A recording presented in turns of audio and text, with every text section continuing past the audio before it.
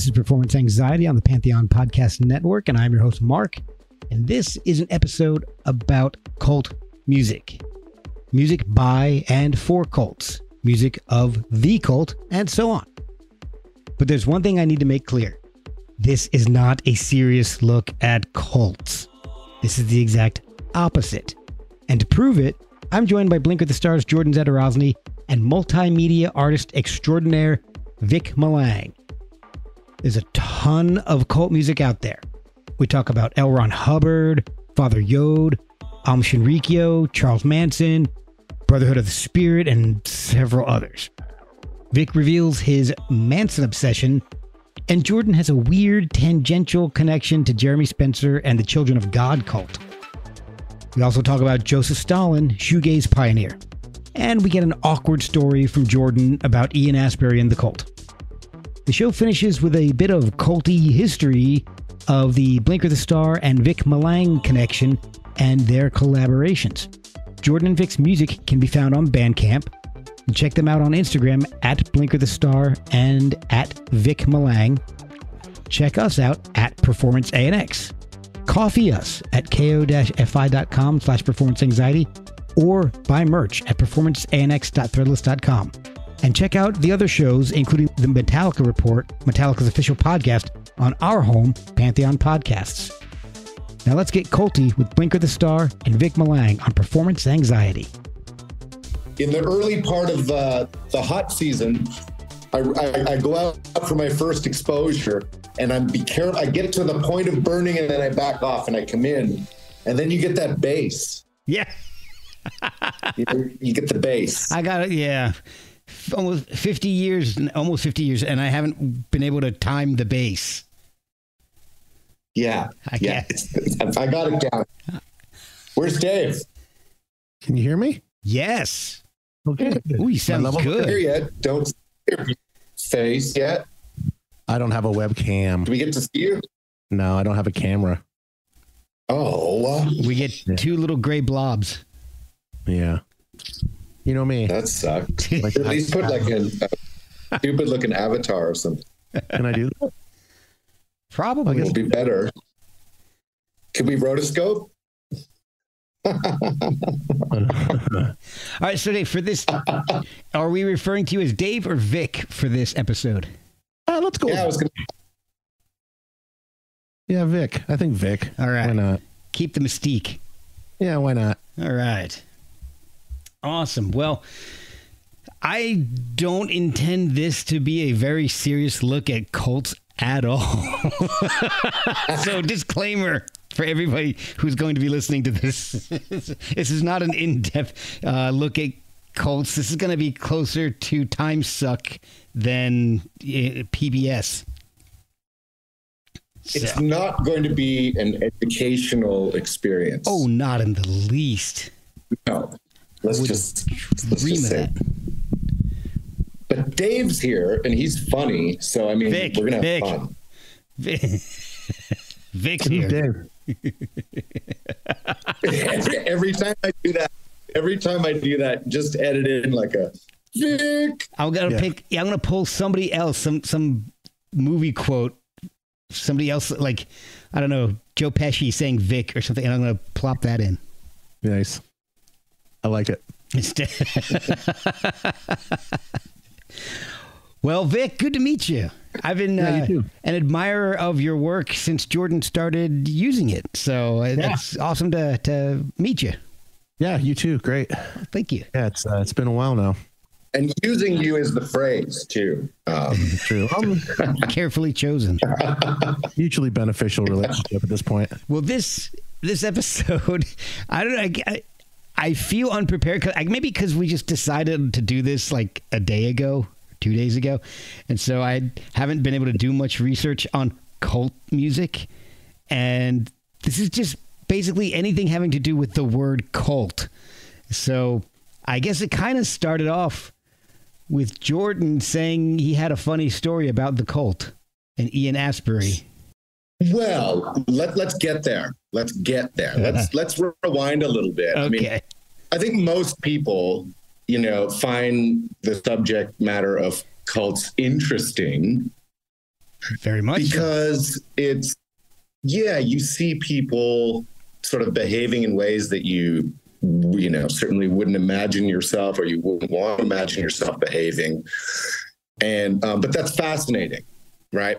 And certainly there's been since the late 60s or mid 60s, certainly an intersection between, culty things and popular music, For sure. Starting in Southern California in the 60s with the confluence of the sort of new hippie musicians were sort of meeting minds with maybe the Church of Satan up in San Francisco. I'm sure they were at a lot of the same parties and stuff back then. And then, in the 70s, it's sort of, when rock and roll became like a bigger, more pervasive art form, was reaching more people. And it was hitting, Led Zeppelin were playing stadiums and sort of basically performing like light occult rituals on stage, during Dazed and Confused. Yeah.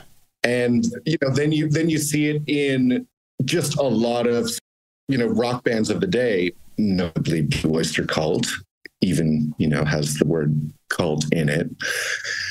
And then, broadly you get into the 80s, and it's the 70s and the 80s are so different in many ways. The 70s, you sort of are in our imagination is more of a laid back, more permissive sort of time. And in the 80s, certainly in North America, things became a little bit more uptight, a little bit more, you had like the satanic scare, in the States and stuff. Satanic Panic.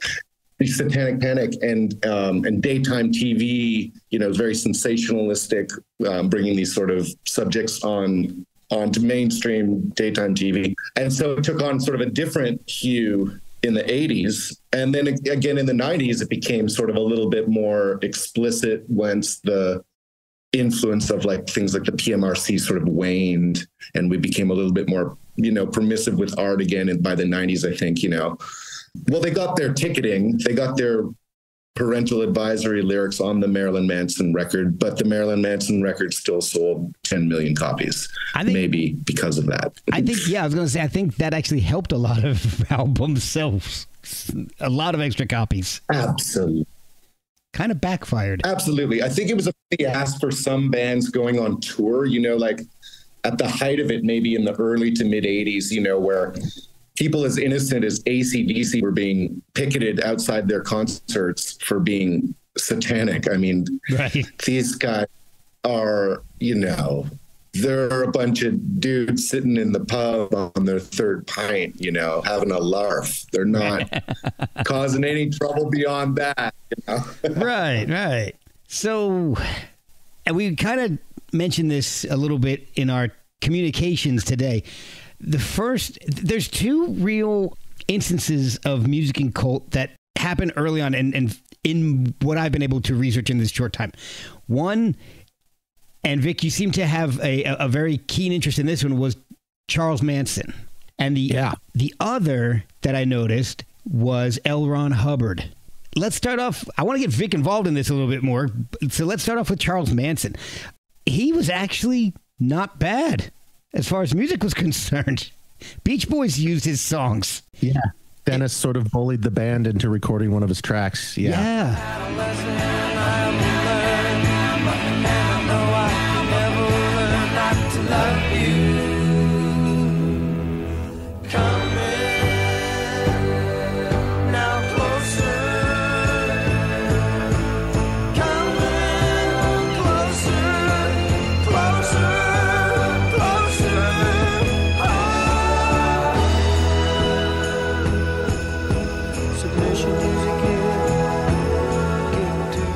Things that I listen.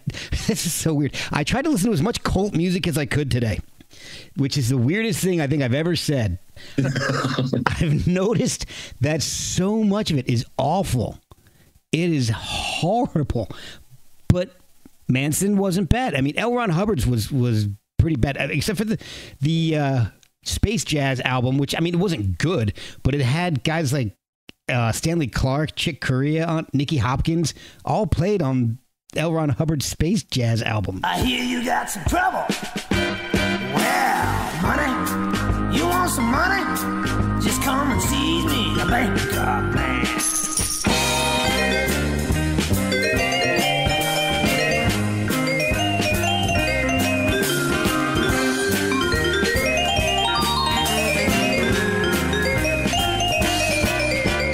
Money, you want some money? Just tell me if you want it, credits or dime.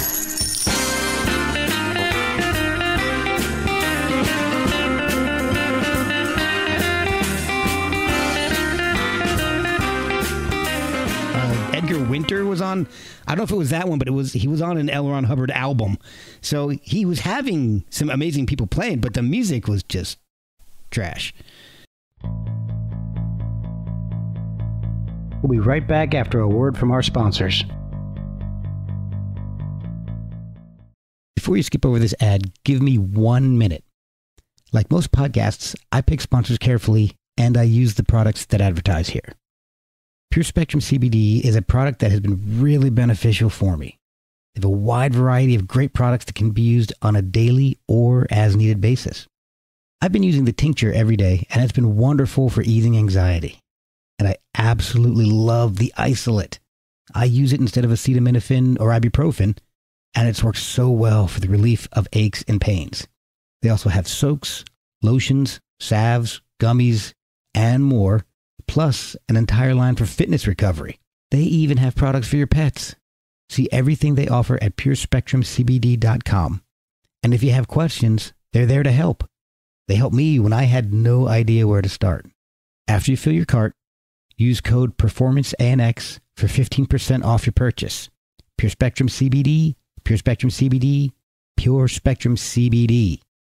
So I didn't even know that there was an L. Ron Hubbard musical component. I didn't even know that. Yeah, and it's not. Well, a lot of them got into music. Like, what was the one? The guys who started the Vegetarian, the Source dudes. They had a band. I think. Oh gosh, yeah. Who was that? Source Cult. Let me look that up while we're kind of chatting here. That was Father Yod. Yeah.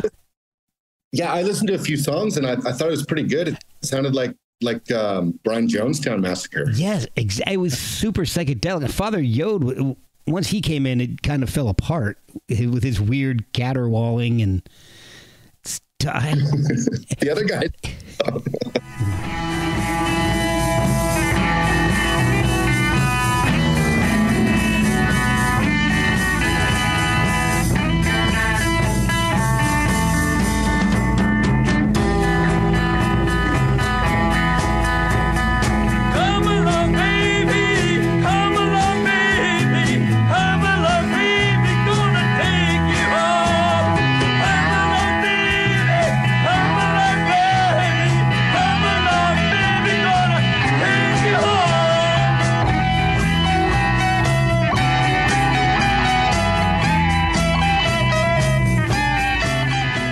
My understanding is that was mostly improv too, not just Father Yod, but the music. It's like the albums took as long to record as the albums were, so it was just like go in, one take, record an album, and put it out.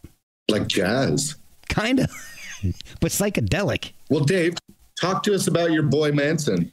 Well, a couple of years ago, I read a book. You guys might know about it, but it's called Chaos by this guy, Tom O'Neill. It took him 20 years to write it. Yes. Do you know about this book? Yes, I'm aware of the book. I haven't read it.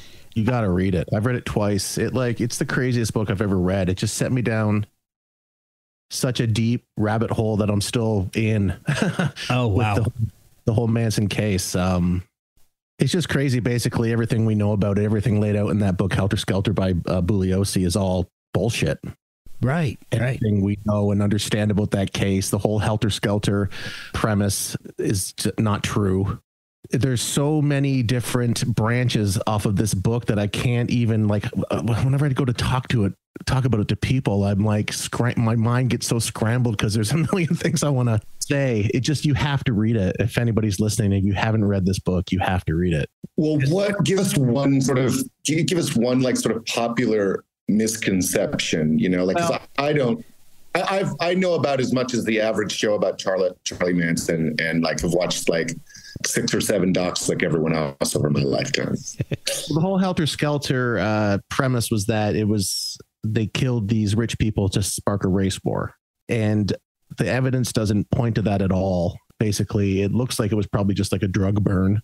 And there's all this evidence. It's all circumstantial, but like he makes a pretty compelling argument. It took him 20 years to write this book. He was going to just write an article in 1999 for the 30th anniversary of the murders, because he was writing for some entertainment magazine, and they gave him this assignment just to like interview some people in Hollywood about the effects of the Manson murders 30 years later.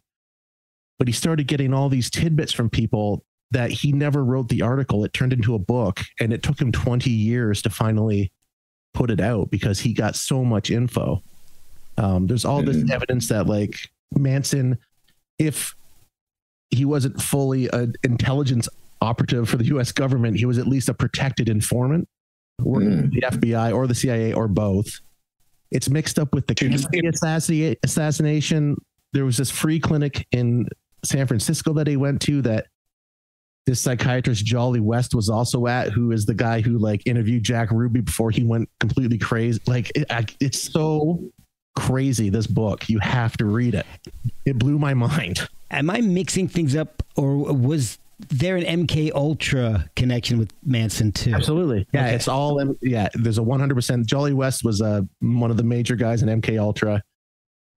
MK Ultra was all over the place from starting in the 50s up until 72. They say that it ended, and they say, "Oh, we didn't learn anything," but of course, what else are they going to say? Oh yeah. But there's the evidence of how Manson trained or cajoled these followers into being blind killing machines is all the same techniques that MK Ultra, all the things that MK Ultra was trying to achieve is exactly what Manson did to these followers. And Manson's tied in. This Jolly West guy was at this free clinic that Manson took the girls to all the time. And there's so many connections. It is crazy. And there's talk of a second book because he's already got all this other information. Like, oh my gosh. There's so many things in the book that will blow your mind. There's things that he talked about after the book came out that he wasn't able to put in the book, about how Tex Watson and they came to kill those 4 people the night before at Jay Sebring's house. There's this evidence that they cut the power line. Like, it's crazy. Oh my gosh. So everything we know about those murders and everything that's been presented to us isn't really true. The motivation behind it, how it was played out, who was involved. And there were so many people that he entranced beyond the people that were in the cult and murdered Sharon Tate. And Dennis Wilson, Neil Young was a fan of his and pitched his music to record labels. Yeah, Neil Young tried to get him signed. Yeah, he was a Manson. I don't know how involved he was with the cult or the teachings of Manson, but Neil Young was like, yeah, this guy's pretty good. You guys should check him out. Like, he was that involved. So, and a whole bunch of other people got murdered. Like, there's bodies in the desert that they know that these people killed, but they can't prove it. Like, this book sort of lays it all out. And I had to read it twice. Like, I read it twice. I took notes. I had a highlighter, like highlighting passages. Wow. Yeah. It's just the craziest book ever, man. It's been recommended several times. I haven't had to. And I think that's also on audiobook through Audible or Spotify or something. Yeah, it is. Yeah. If you, listen to it, whatever. It might actually, there's so much information and it's so convoluted that actually listening to the audiobook might be easier. Yeah. Like, I had to sit, like I said, with a highlighter and highlight spot, go back and who's this guy. And I read it twice just to like fully get it in my head. Oh my gosh. I don't know why it was it's just a fascinating book. I don't know what it was that like got a hold of me, but it certainly did. Like, my wife is sick of me talking about about Charles Manson. Yeah. I can see that. You can come up here and talk to me. Well, I'll bring it, Jordan. Next time I come, I'll bring the book. You got to read it. I would prefer if you read it out loud to me. Sure. Act it out. Very nice. Pantomime. Yeah. I've bought the book for people. I've sent it to people who didn't want it. I just showed up at their house. I was like, you got to read this book. I kind of got a little obsessed with it. People who are not interested in the subject whatsoever. No. Like my mother. But now they're obsessed. Yeah. So another. Well, like, oh, go ahead, Jordan. well, I was just gonna add that, like, yeah, I mean, I'm you've piqued my interest, Vic, but certainly, like, you know, in a rock and roll context, those murders, you know, sent shockwaves through the music industry and the entertainment industry, where this flirtation with the more sort of extreme and drugged out and maybe slightly dangerous elements of the counterculture, that closed the door on that. You know, like, people literally started locking their doors at night in Laurel Canyon, whereas they didn't before. Although when I lived there, I didn't. So I lived around the corner from the Sharon Tate place. Yeah. Well, I mean, what are the odds at this point now? I mean, you know, I think it did sort of, you know, like, Dennis Wilson, I think, sniffed trouble before the murder and was sort of like, yeah, something weird's going on over there, you know? Yeah. And what the murders did is sort of just like, that sort of, it ended a certain openness of spirit that was pervasive in the LA music community and introduced paranoia. And this coincides also with, you know, 1969, 1970 is the introduction of cocaine into rock and roll musicians' diet. And that introduces paranoia at all. So it's like, I sort of see it through more of a musical prism. And, you know, it was really significant. It sort of changed the tone of what was to come. The bands became more hedonistic. They became less communal. You know, as the 70s went on, it became more narcissistic, you know, the behavior of the bands. True. And less communal. And the murders actually, you know, didn't help Charlie's musical career, but it didn't end it. Unlike Father Yode, who died in like the most wily coyote way ever. He died in a hang gliding accident. Yeah. He's like, oh, yeah. He's like, decided, it was like his birthday or something. He was like, I'm going to go, despite having no previous experience. Yep. This is going to be fun. Guys, come with me. I want everyone to watch this. How fun is this going to be? Here we go. 1, 2, 3. Yeah. Oh. Wile E. Coyote. That morning and say today's the day I'm going to die. Like, today's a good day to die. Isn't that essentially what happened? And they just went and did that. I just watched a documentary not a few months ago, actually, about the source and him. He had a couple glasses of wine at lunch. He was feeling a little overconfident. Yeah, I would say. It's like it was a whim. He said, "I'm God anyway." Yeah, really. And he, like, why can't God have a whim, indulge whim on his birthday? If anyone can, yeah, it's got to be me. Exactly. Let's take this party to that beautiful vista round yonder, and I'm going to take a little jump on these newfangled hang gliders. And I want you guys to take some pictures. I mean, is that how it went down? Yeah. Yeah. Essentially, I think. Pretty much you nailed it. Yeah. I know. Awesome.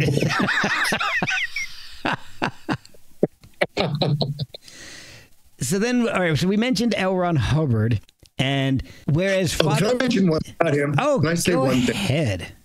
The Church of Scientology has gone. I read this somewhere, and sure enough, it's true.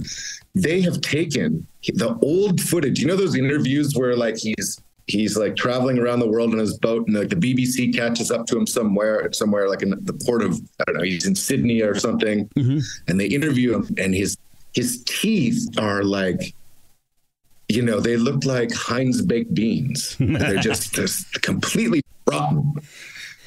Yeah. The Church of Scientology has gone and cleaned up, and now it looks like he has a perfect set of teeth in these videos, these interviews. Wow. I'm not kidding. Hey, I mean, look, look what they do with in every single Tom Cruise movie. So I don't doubt that they've done that. They didn't change his words. They didn't change his words. They changed it. Well, they can't. I think that's against the law, the law of Scientology.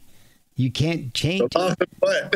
I'm trying to. You have some decent music with Manson. You've got some insane psychedelic stuff with Father Yod, and you've got bland jazz with L. Ron Hubbard. Well, wasn't David Koresh a musician as well? That's one we need to talk about. David Koresh, yes. Risking our lives for the Lord, helping the women and children to their houses restored. That's a life I live and wake up, bowing his knee to bed. Won't you help us to share us, so we won't fail,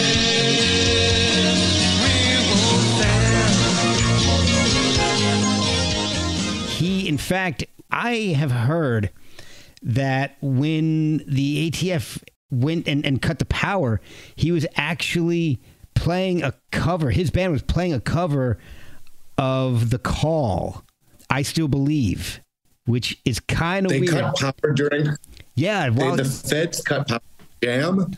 Yes, they were jamming out on the Call's I Still Believe, and the ATF cut the power to the ranch there. Well, I would have lost it too. Which is kind of weird because because one of the founding members of The Call is dad to Black Rebel Motorcycle Club's Robert Bin. Oh.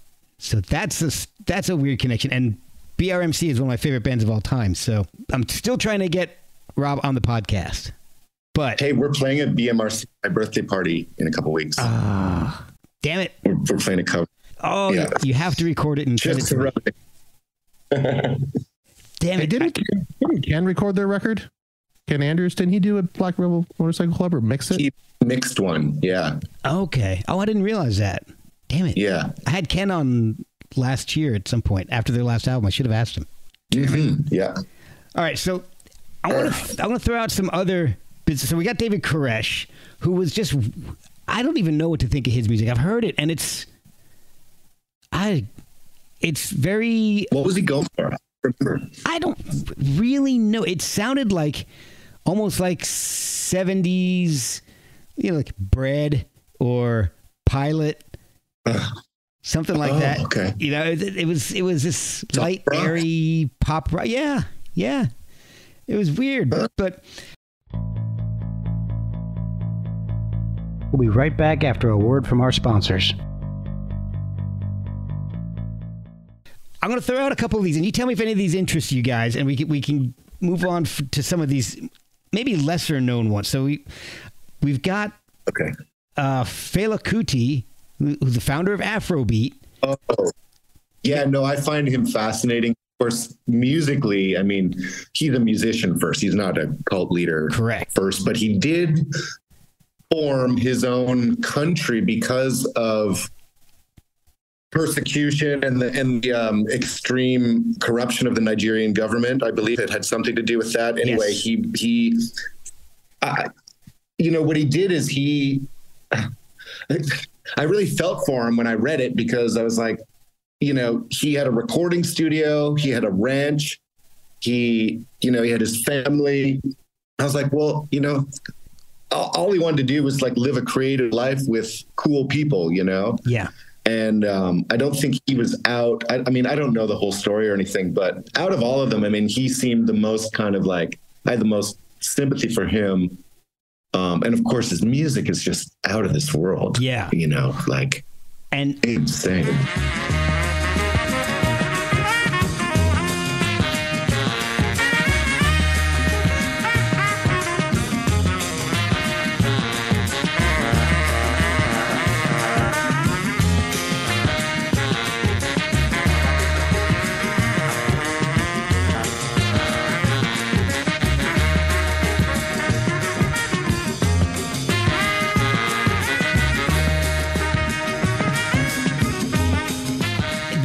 was reading about him, I wasn't thinking he was super culty until I found out that he married 27 women at once. What's so weird about that? He one ceremony married 27 women. Well, there was that. That's a little culty. So he got. Oh, okay. So one more thing I wanted to mention about L. Ron Hubbard, because I thought this was amazing. I forgot the biggest star of all on his light jazz albums, Frank Stallone. Stallone sang on not the heavyweight, as well as L. Ron himself. So is Frank a Scientologist? I'm gonna say yeah. I mean, I guess you would have to be. Why not? I mean, what's he gonna do? Sue me? Yeah, fuck Frank Stallone. Yeah. Okay. There's we should talk about me and Vic, sort of too, in our sort of relationship angle and all that stuff. Oh, I definitely want to get to that because you guys are definitely a cult. Yeah, exactly. We've got Aum Shinrikyo. They created their own J-pop and very weird, almost like I don't want to say lullaby. It's just some very strange music for their members to listen to while making nerve gas.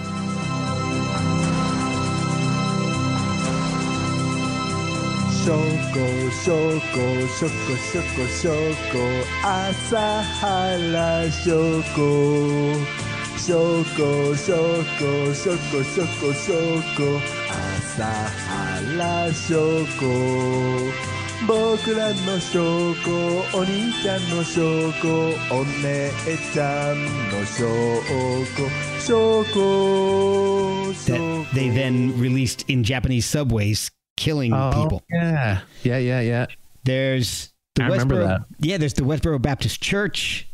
There's this thing called 12 Tribes, and they don't really make their own music, but they use a lot of things like Grateful Dead. They host and promote concerts, well, back then by the Grateful Dead and other bands in order to recruit people into their cult.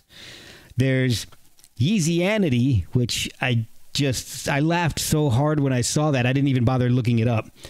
There's the Moonies, Jim Jones, and one I thought that Jordon, you would really get a kick out of, and you probably know this already, but the Children of God, one of their members was Jeremy Spencer, one of the early guitarists for Fleetwood Mac.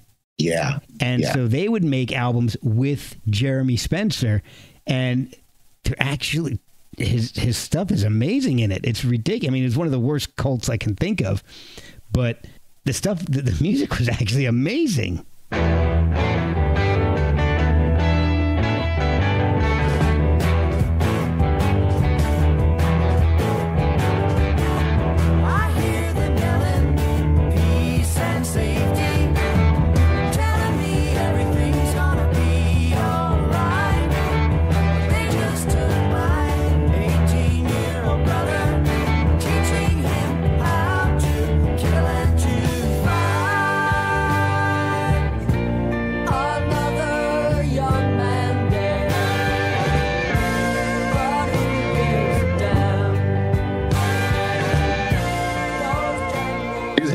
They wrote some bangers. Yeah.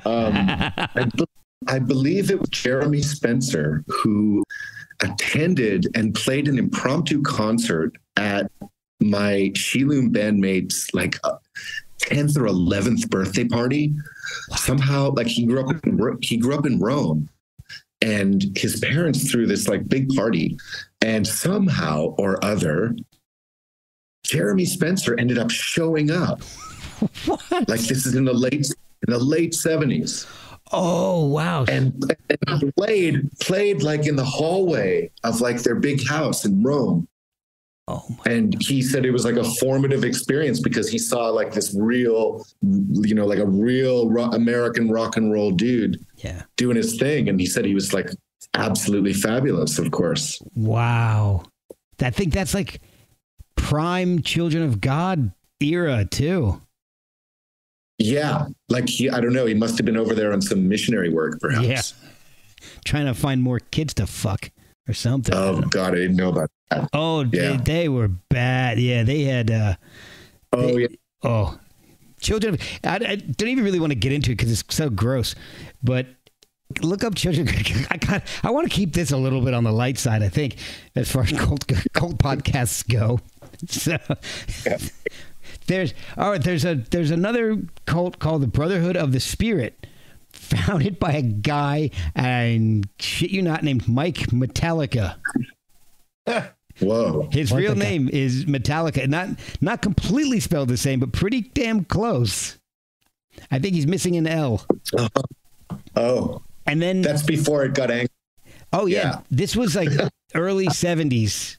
Whoa. Yeah, because he did so Brotherhood of the Spirit didn't do it, and then he kind of disbanded that and formed another band called Metallica. But it's Metelica or something like that. I think it's just missing an L. So that's a weird connection. And then Indeed. one that you guys might like is a very small cult. It's just basically a family on a farm, but it's called the Love for Life Cult, and their music is very shoegazy. It's actually quite nice. Wow. Yeah. Is this recent? Is this like a recent cult? Yeah. It's not that. They have a website. No, they're one that they claim to live off the grid, but somehow they have a website. So I find that. Do they do crime? Posers. No, but they berate everybody for being brainwashed by the masses. Oh, they berate people for not being there. Yes, exactly. But their music is very shoegazy, and I like it. Well, if you can separate the art from the artist. And I think I started doing that when I heard Charles Manson the first time. That's probably the first. Well, Joseph Stalin had, made some amazing shoegaze albums, I thought. They're really good. Yeah. Early. It's very, very early in the shoegaze. The early stuff. Yeah. Seminal. Yeah. The stuff from the 30s. It's all analog. And looping was a bitch back then. Well, it was done on a wax cylinder. Yeah.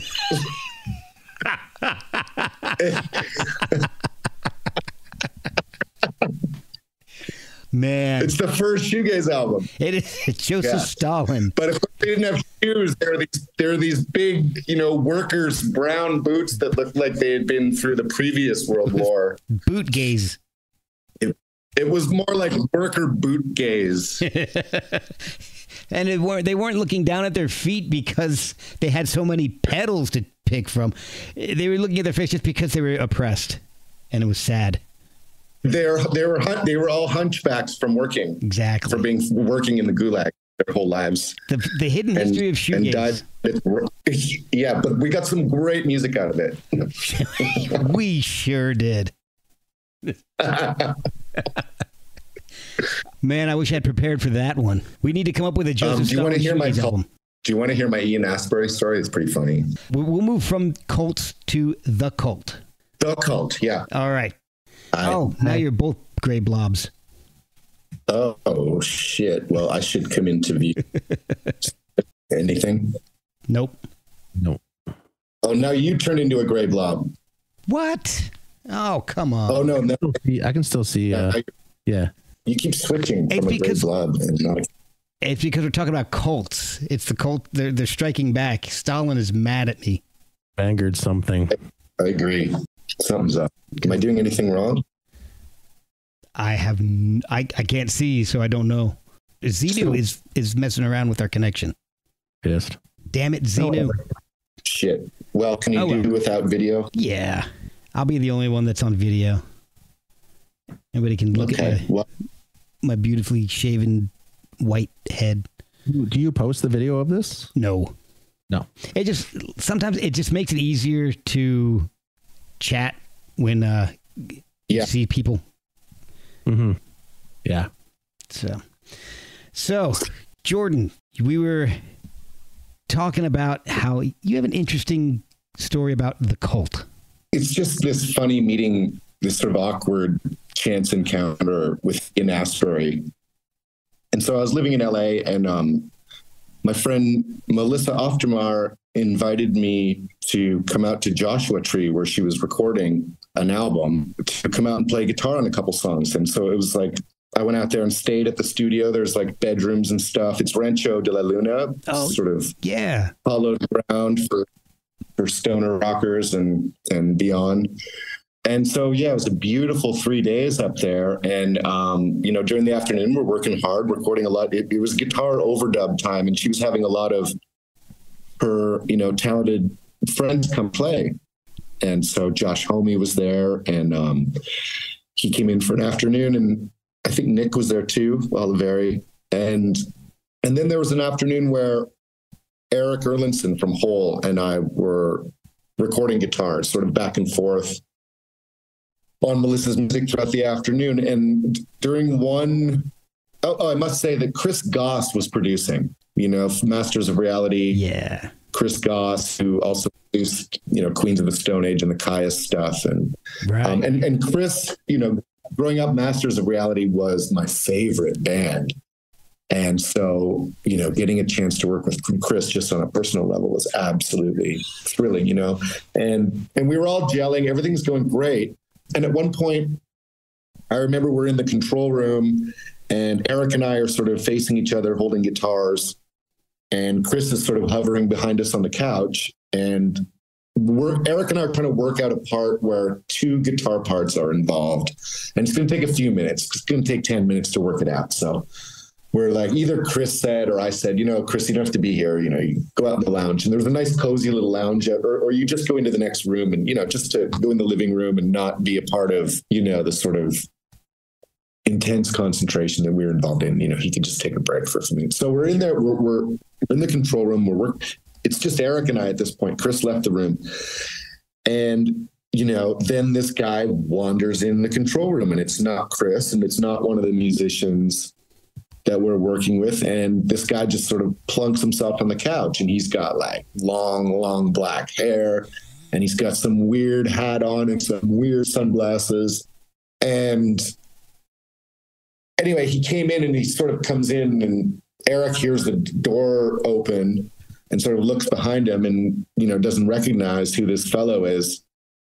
I probably took about 6 or 7 seconds, and then I put it all together. I was like, oh, it's Ian Asbury. Because it's hard to recognize without his tambourine.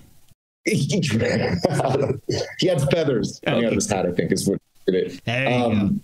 Yeah, so Chris, I imagined the whole thing. Oh, Chris had invited him over and, stop by the studio. We're doing this cool album. So he comes in and just plunks himself down on the couch, and Eric sort of bristles, he's sort of annoyed, like, who just walks in on a session, when there's this concentration going on, plunks themselves and stares at us sort of judgingly, and is sort of like, he didn't insert himself into the process, but certainly inserted himself into the atmosphere of the process. Right.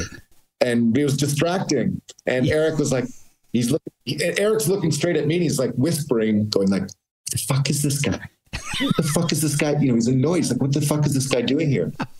And I'm trying to mouth to him without Ian Asbury seeing me, going, it's Ian Asbury from The Cult. And Eric's just not getting it. And I can't be obvious enough. Ian Asbury is 4 feet away from me and can kind of so I'm sort of making some noise on the guitar while going, it's the guy from The Cult. It's fine. Don't get mad. It doesn't matter. It's fine. It's the singer from The Cult. Eric just doesn't know who he is. He's like, oh, excuse me. Do you mind leaving? And, Ian's sort of shocked because he's not recognized, I guess. Yeah. And I was just, I was cringing. And then I think there was a moment of, oh, hey, man, or something like that. Yeah. At the last second. And finally read your lips. Chris rolled up a spliff, and I remember Ian said, you still smoking that shit, you fucking hippie? That's what he said to Chris Goss. Nice. It was cool. The only interaction I've ever had with The Cult is last year. I actually got to photograph a show, kind of bringing it almost full circle. It was Zola Jesus, Black Rebel Motorcycle Club, and The Cult. And the Cult used a few of my shots for their social media. Cool. So, good for you, man. Where was that show? That was I shot them in Pittsburgh, but the next day they were playing in DC, which is a lot closer to me. But I was actually headed to the beach the next day, and I've had Pete and Leah from BRMC on twice, and so we kind of stay in touch. And I told them how much I wanted to see the show, and like, oh yeah, we'll get you squared away. And awesome, but you guys are going to be in my area the day I go to the beach. So how about Pittsburgh? So it was like a 3-hour trip, but it was, my wife and I went the day, let's see, we went the day of the show, spent the night, and then came back the day after. Oh yeah. I actually don't even know where are you? I don't even know where you are. I live in Winchester, Virginia. So wow. Yeah, I'm about 90 minutes due west of DC. Oh, okay, cool. So, yeah, I want to know a little bit more about the cult of Blinker the Star and Vic Malang. So how did you guys meet and start working together? Well, I'll let Vic maybe I'll just set the tone and I'll let Dave describe, but maybe let me just say that again then. Maybe I'll just set the tone and let Vic sort of describe our initial contact. But Vic was part of a traveling road show, basically a TV show that was running up here on Cartoon Network.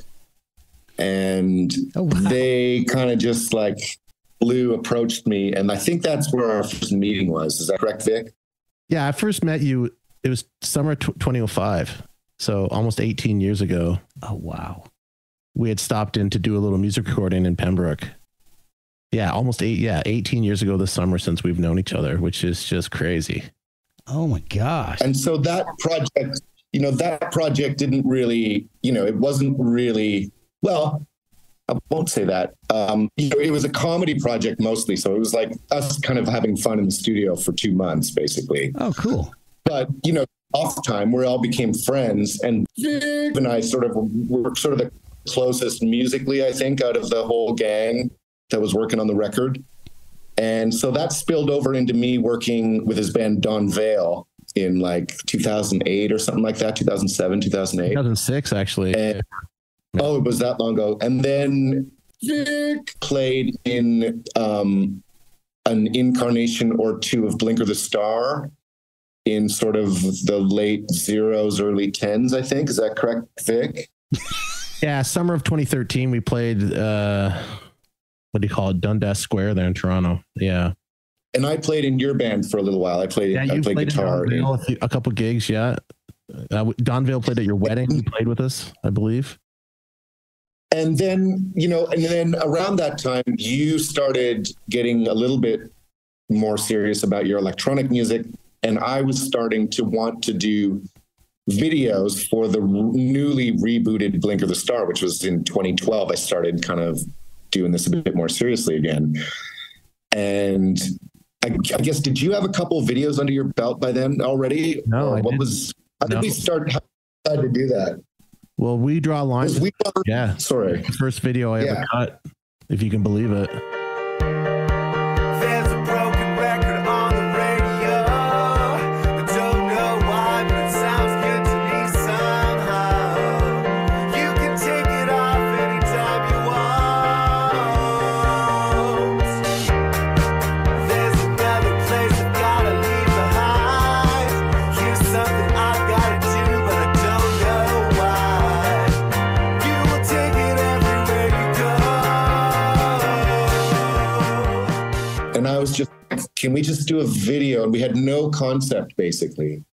No, we just shot a bunch of stuff, and I kind of made a collage, basically, which was a foretelling of the future.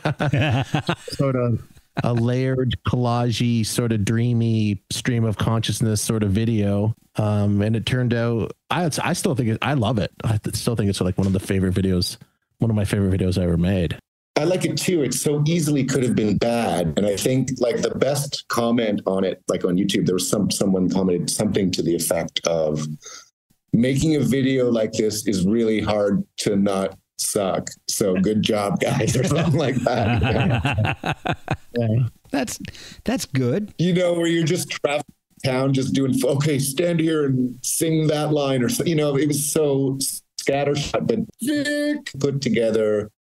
It was aesthetic, you know, was starting to really form as a visual artist, and that was such a good first effort. And then the next thing we did together was did you do the art for Future Fire single? No, your friend, I can't remember his name. That was Brock. That was Brock. The guy who did the We Draw Lines album. Yeah.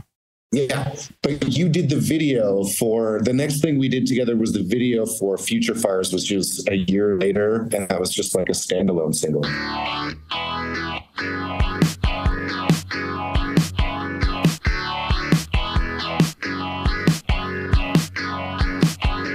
Maybe I'll walk or maybe I'll ride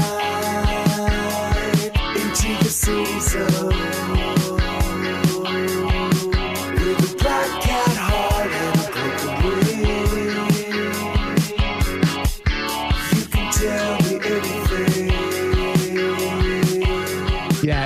Speaking of cults and the occult, there's occult symbols all over that video. Oh, wow. Randomly, just because we sort of were egging each other on. I think that's when we were really realizing that we both loved Killing Joke, and we were doing a lot of talking about jazz and the occult. And I was like, let's put a bunch of occult symbols in the video, not really knowing what anything. I remember specifically saying, put it on the kick drum.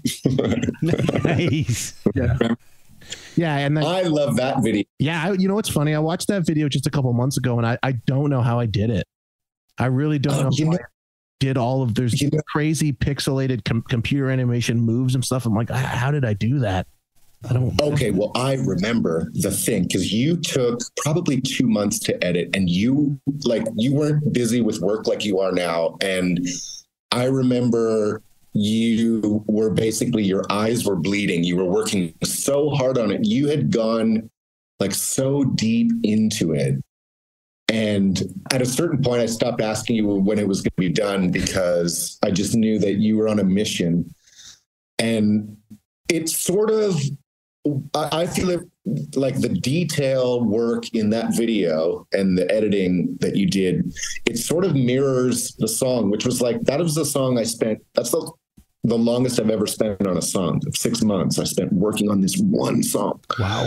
Yeah. And, you know, if you listen to it, there is just a lot of intense detail work and stuff that I really, for the first time, I was sort of had gone that far deep into the process myself, you know, as like really like a solo entity in the studio, and was sort of stretching my muscles in that way. And then, you know, did this video. So to me, I really love that collaboration. And I got so many compliments. Like Ken from Failure was like, not only loved the song, but he was like, how did he do that video? I said, he went nuts. Like he went nuts working for 2 months. He goes, I get it now. Yeah. Because you can't make a video like that without kind of going a bit nuts, I think. I moved into the studio. I remember I brought my computer to Pembroke and stayed and finished it when this furnace was out. Oh. French Kiss, remember? Fucking hell. So you had like a blanket around you or something, like a comforter. I was covered in comforters for a week finishing the video in the studio. Oh my gosh. And this is when I would I've done a bunch of stuff for Jordon as Vic Malang, but as like my real name was, the cat's out of the bag. My real name's Dave. So okay. There are some, if you go and look at some Blinker videos that were directed and edited by David Dunham, that's me. Okay. So, those were when I was still making videos under that nom de plume. Is that the term I'm looking for? Yeah. No, your real name is your nom de plume. Yeah. At this point, my real name is my nom de plume. So yeah, we've always just had, and at the same time, I had a sort of my synth pop, for lack of a better term, project called David's that we just that's how Jordon and I sort of work together. Like I will do art. Not so much video anymore because I've kind of fallen out of doing videos, but definitely for like all Jordan's artwork. And then Jordon will mix my music with me. So we kind of have that sort of bartering situation, which is fantastic. I'm super happy that we've been able to work it out that way. I love the artwork. The first thing that I noticed, not realizing that you had done the Future Fires video, was, I believe it was the single for Silent Types.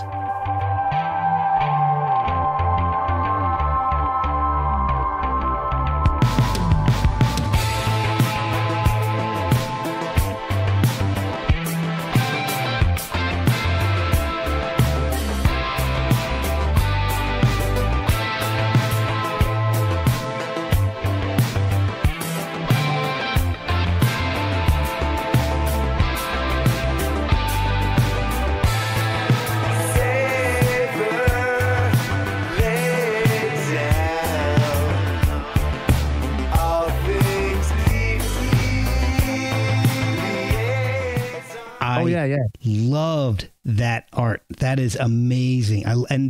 Thank you. From then on, the piece you did for Siren, Touch, let's see what else, Little Lies. But I absolutely love where you're going with Call Me the Wolf and Funny Love, the latest two Blinkers singles.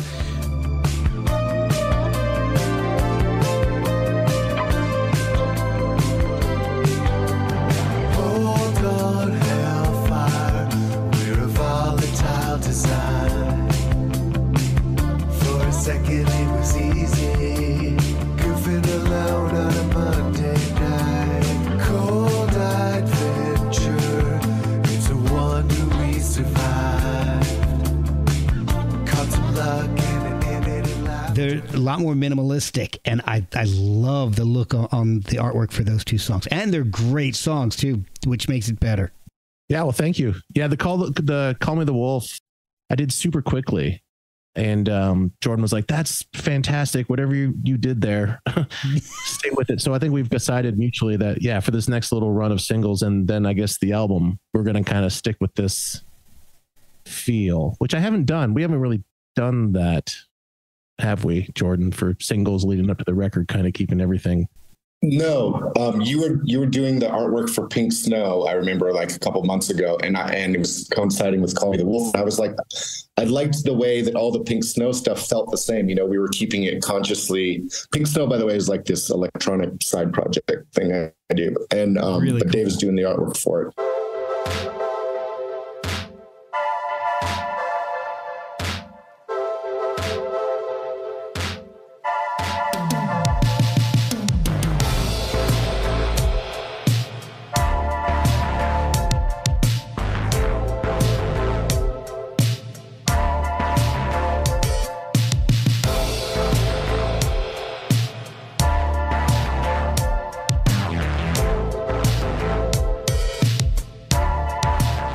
So, you know, once he did the Call Me the Wolf thing, and I was like, whoa, man. Like, I would use that for the album cover. Yeah. And Dave was like, well, I did it. That's the fastest I've ever done it. And I was like, well, let's just keep rolling with that. And then for Funny Love, the second advanced single from this album, you know, it really sort of ties in with the first single. And then that's where we kind of consciously decided, let's keep this like really streamlined, this cycle, you know, this album and this cycle of pre-singles, whatever, pre-release singles. So that's fun. It's like our process, like any process, you know, it kind of changes in small ways as time goes by, and that keeps it kind of fun and fresh. And I love the direction you guys are headed with this. And Vic, Dave, I was listening to your EPs today, and I really like the artwork. I can't even really put it into words, but the artwork definitely works with the music. I don't know if I'm going to pronounce this right. Vach and Meyer. It's Vac, but it's a made up word, so it doesn't matter. Okay. And I say Meyer too, but I think technically it's Mayer. I think you're supposed to pronounce it Mayer, but I say Meyer as well. Okay, cool.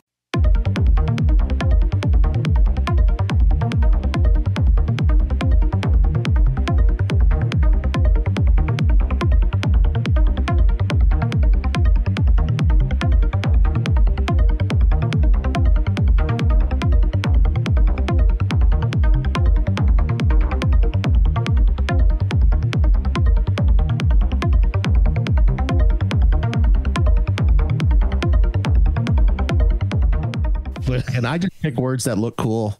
Like they have no meaning. I like that. That's awesome.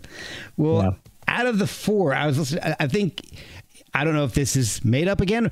The second track, is it Mutt? How do you pronounce it? Well, I wanted to call the song Mutt, M-U-T-T, and then I just took a T off it. Oh, okay. That works. But it turns out that there's an Egyptian goddess with that name. Oh, really? Yeah, because I'll always just make up words in my head to call songs, and then I'll have to Google them to make sure it's not like something offensive in like language I don't, which has happened a couple times. I haven't been able to use words made up. I was thinking this whole thing was like German with the Mayer, and Mutt. Yeah, Look German. Yeah, that's a good point. No, that wasn't a conscious decision. No, I just said I just pick words that look cool and seeing what they'd be good song titles. Yeah.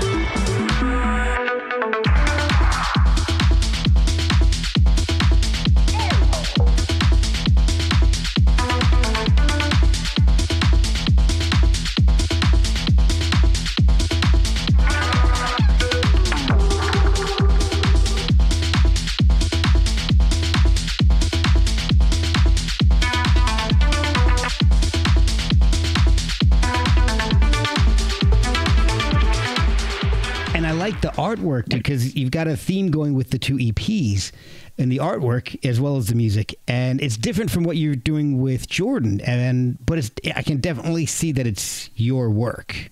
I think so too. Yeah, I wouldn't even know how to put it into words. There's a well, I think you mentioned collage work before, so it's similar to that, but it's sectioned. It's like a person sectioned so you can't see their face. It's like, yeah, well, honestly, the first time with the first EP, that was by necessity because the picture, the woman's breasts were exposed. Oh. So I was like, I have to somehow get rid of this because I can't I'll use it as a single cover. I mean, I probably could, but so I just cut it there and just moved it down until it looked like it was in a cool spot. And then for the second EP, the ballerina, I just did the same thing. I'm like, I wanted to match the first EP. So I just sliced it at a good point and then just moved that top slice down until it kind of fit.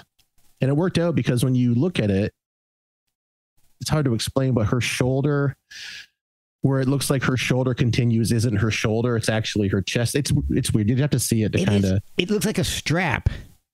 Yeah. The shoe or whatever the top part of that is. It looks like a strap going over her shoulder, but yeah, I know exactly what you're saying. That's the fun thing about collage. That's the fun thing about actually cutting stuff up with your hands. It's just, and that's all for me anyway, doing analog collage. That's all it is just like, what's it going to look like if I take this piece of paper and put it on this piece of paper and move it around until it looks cool? That's essentially all it is. But that's awesome. Sometimes it's super simple. Like the ballerina one, the second EP I did in 5 minutes, I think.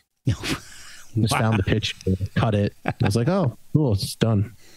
And that's awesome. That's the best. That's cool when it happens super, super fast like that. Some collages they've sat there unfinished for months and then I finish them, but sometimes they go super quickly. Yeah. Jordon, do you follow? What's that? Oh, I wanted Dave to tell, because it's quite an amazing story. I don't know if if you can picture the cover of Careful with Your Magic album, the album I put out in 2019. Yes. So Dave did the cover of that, and it's just really interesting because, if you look at it, it has beautiful sort of background colors textures that Dave did.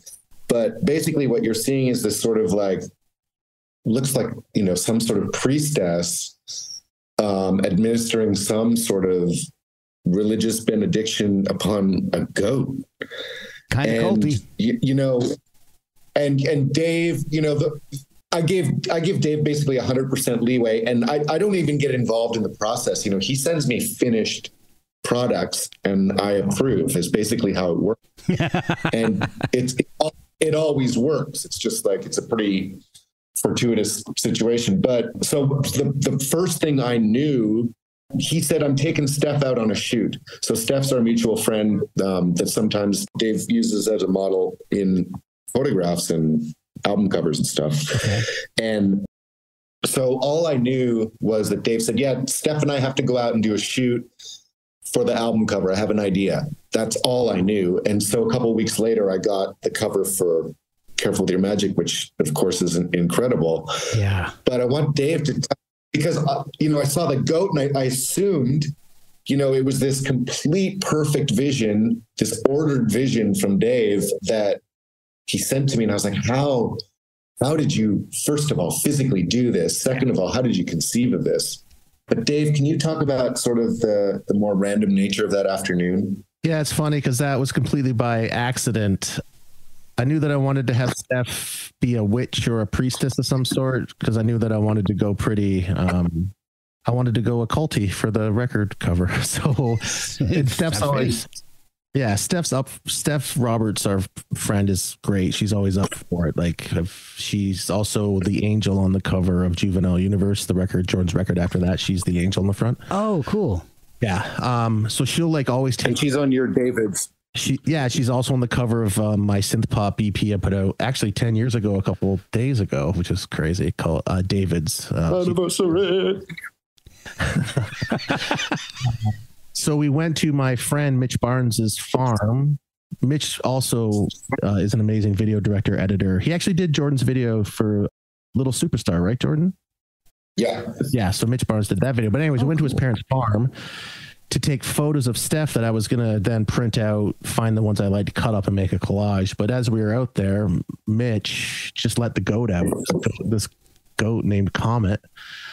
Because Mitch was just like, oh, maybe the goat will be cool in the shot. So basically the goat came up to Steph and Mitch was like, here, I'll get you. If you give it carrots, he'll take carrots from you. So on the cover of the record is actually that's Steph. She had just fed the goat a carrot. Wow.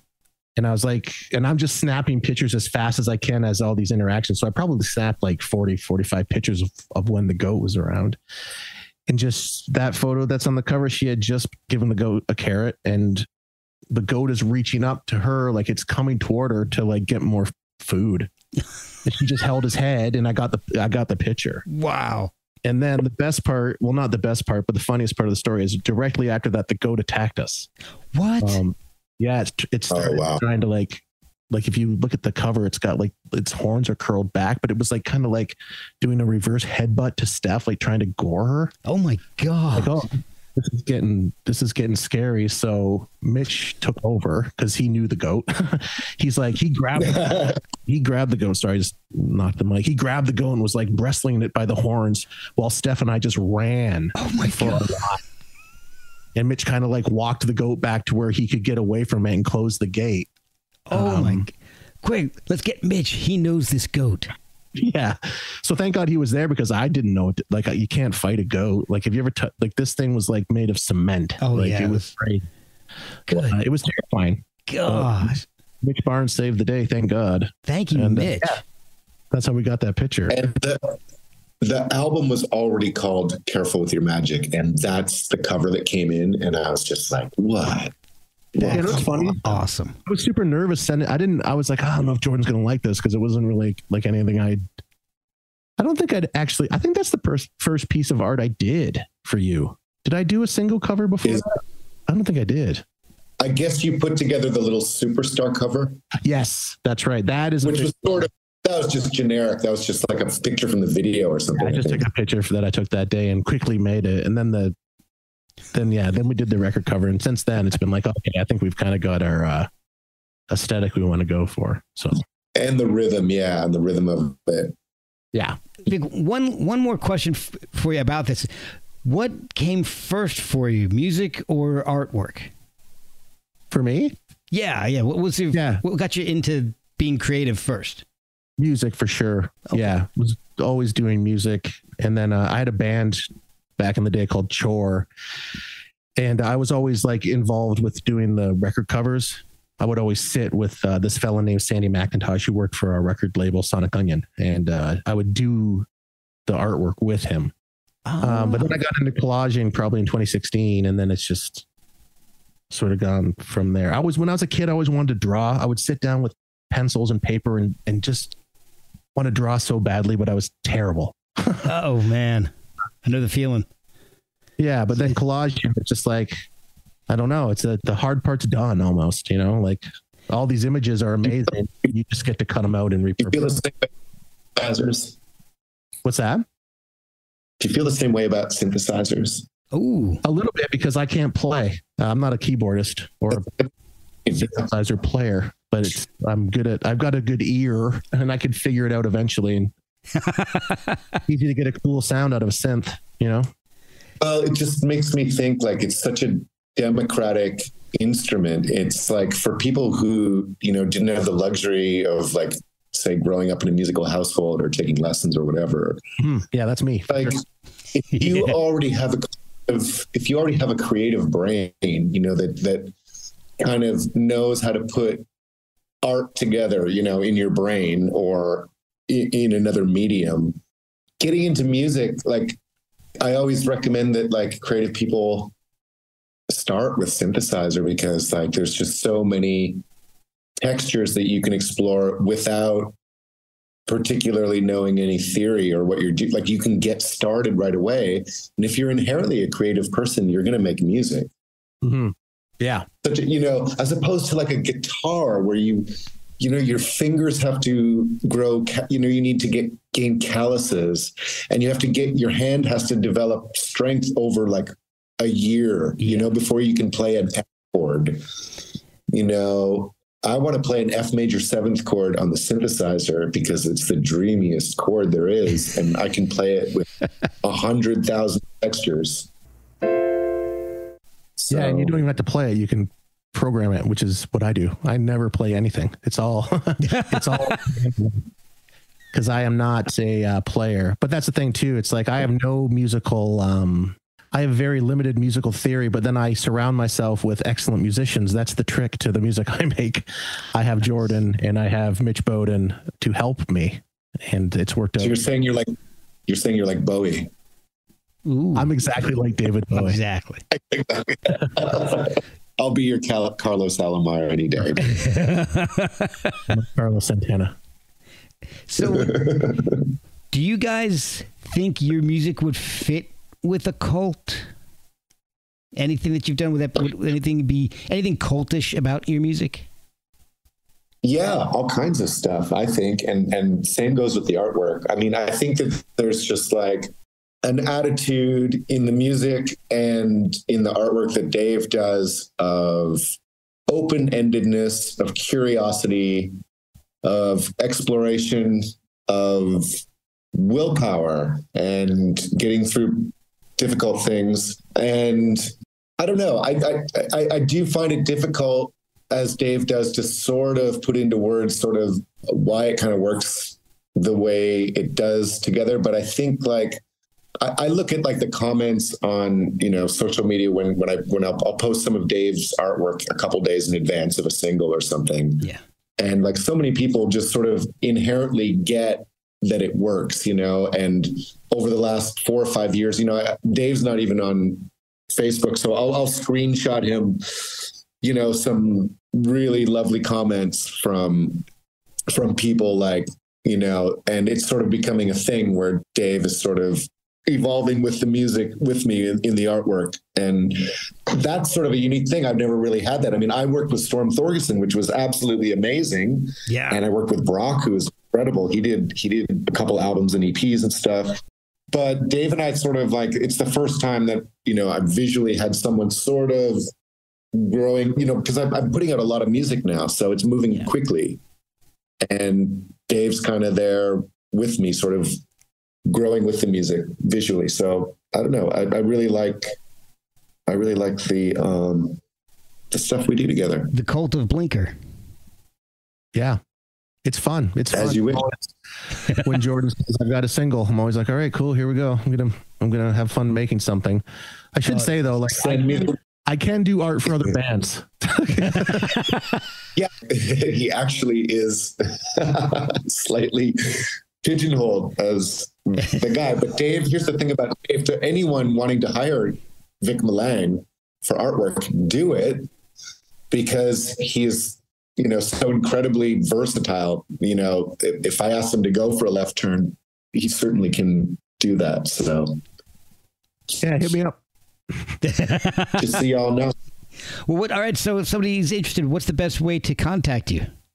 Oh, it's definitely the only social media I have is Instagram. So it's at Victor Malang, VictorMalang, Victor Malang. And your music is on Bandcamp. Yeah, and musically it's Vic Malang.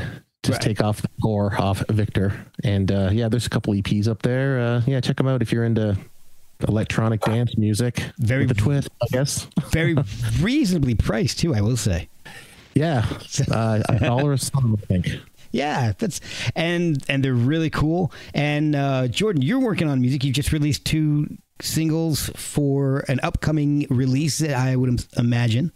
Yeah, I'm planning on having a new album out in the fall called Animal Math, and it's a very up-tempo album, I would say. For the first time in my career, I've sort of really soaked in mid-tempo for many years, and soaked in that bath for many years. And I just have some ants in my pants about like playing, maybe it's going to lead to playing some more shows, because I just kind of feel like making some up-tempo, more physical music at the moment. So nice. Things have been speeding up here in the last couple of weeks. So I think I'll have an album out by September, probably. October latest. And with the title out there already, I cannot wait to see what Vic does with this artwork. Neither can I. I'll think of some. Thank you guys so much for doing this. This was a blast. We definitely need to do another one again soon. And maybe we'll do one on hypnosis. Get Storm Thorgerson's career in some perspective. Yeah, for sure. That'd be fun. Because hypnosis is just doing all kinds of stuff. Wow, man, that's a great one. Let's do it. All right. I'll start my research and we'll be in touch. We'll get hypnosis podcasted. Perfect. Thanks, Mark.